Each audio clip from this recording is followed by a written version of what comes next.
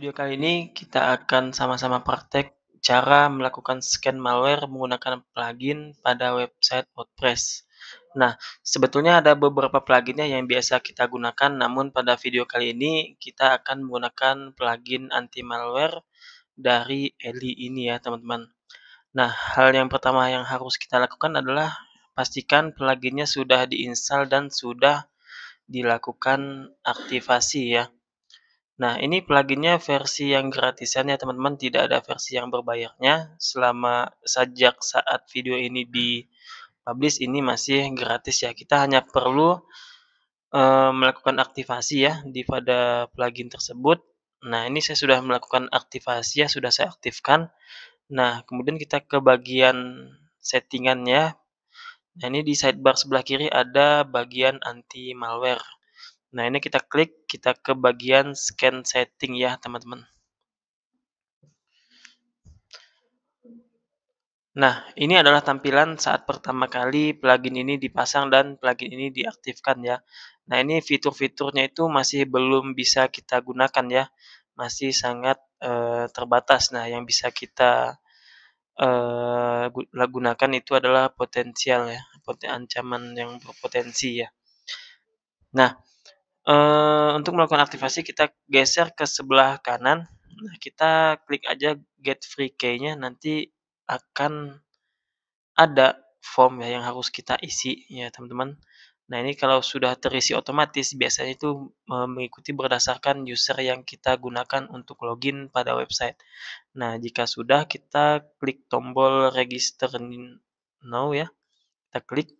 Nah, dia akan muncul ke tab baru ya. Nah, selama proses aktivasi kita akan diarahkan ke halaman website utamanya ya teman-teman.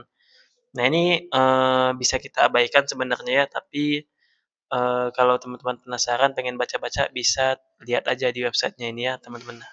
Nah, ini sudah selesai ya, sudah terdaftar punya kita, ini sudah terdaftar, kita kembali ke sini. Nah, ini kita cek again.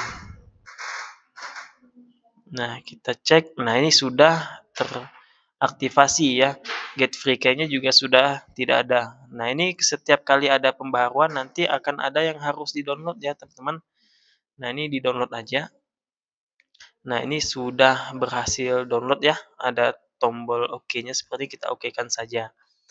Nah, ini ada beberapa yang sudah terchecklist ya, kita bisa scan database injection, HT access, dan lain-lain. Nah, ini ada salah satu yang paling penting ya, core file change ya, perubahan pada file. Nah, kita untuk membuka fiturnya ini cukup mudah ya, kita tinggal tekan tombol save setting, nanti fiturnya akan kebuka ya teman-teman. Coba kita pencet. Nah, coba kita refresh lagi. Nah, kalau masih tidak bisa, kita pencet dulu run complete scan ya. Ditunggu sebentar. Nah, terus kita kembali. Nah, ini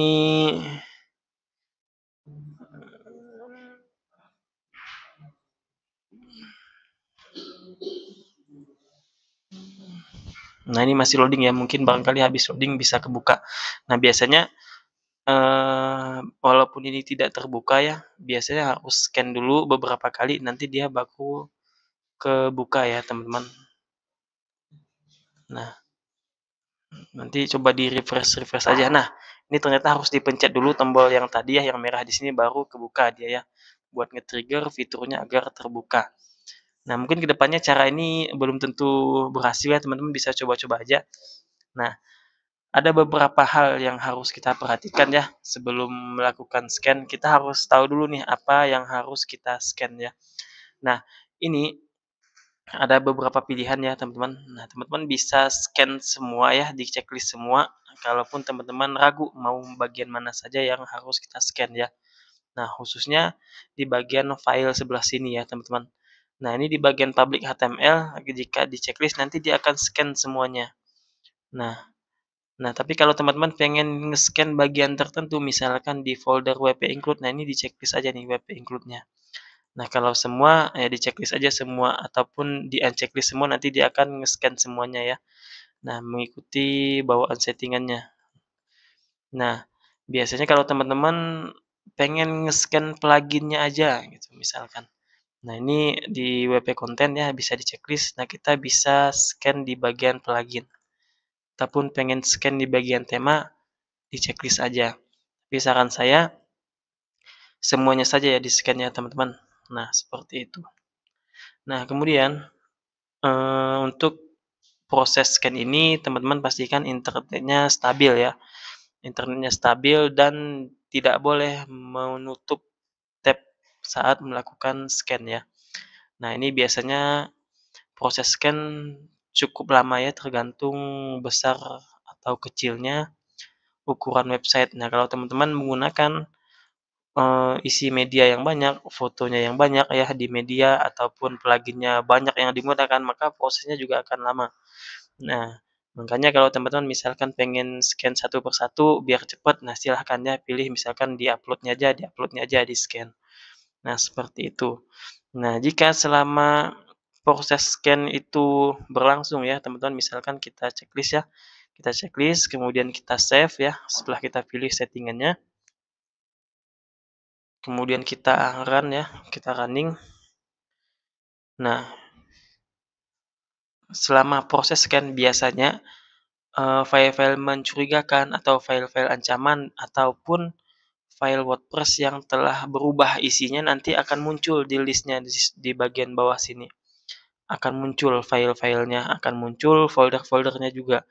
Nah, jika sudah menemukan ada ancaman, teman-teman nanti di sini akan ada tombol berwarna biru ataupun merah. Nanti, tombol ini buat, membersihkan ya malware yang sudah terdeteksi, seperti itu. Nah, ini pastikan berjalan hingga 100% ya. Nah, pastikan berjalan hingga 100%. Jika gagal ataupun internetnya sempat putus nanti biasanya, proses scan-nya gagal ya, tidak akan jalan ya, ini akan stuck. Nah, kembali ke yang bagian tadi yang ditemukan file-file ancaman, jika sudah auto-fix nanti teman-teman lanjutkan saja, lanjutkan hingga warnanya hijau ya. Mohon maaf di sini saya tidak bisa memperlihatkan salah satu contohnya. Nah, jika sudah proses scan selesai, nah nanti teman-teman bakal melihat file-file apa saja yang, berhasil diantisipasi ya, nanti di sini akan terlihat list-listnya.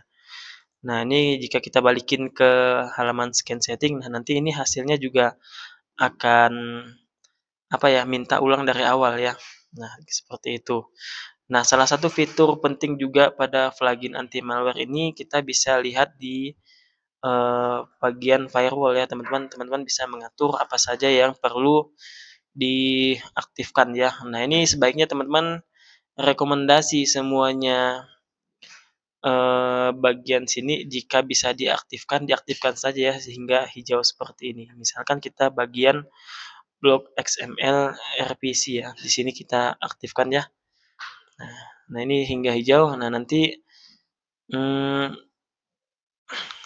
nanti dia akan aman lah ya, rekomendasi-rekomendasi. Cuman kalau kita aktifkan biasanya semakin tinggi keamanan, semakin ada juga ya maksudnya potensi fitur-fitur website kita yang tidak bisa digunakan ya. Makanya habis setiap kali konfigurasi keamanan, teman-teman harus cek juga fitur-fitur websitenya apakah sudah berjalan seperti biasa ataupun malah, gagal ya, tidak berjalan.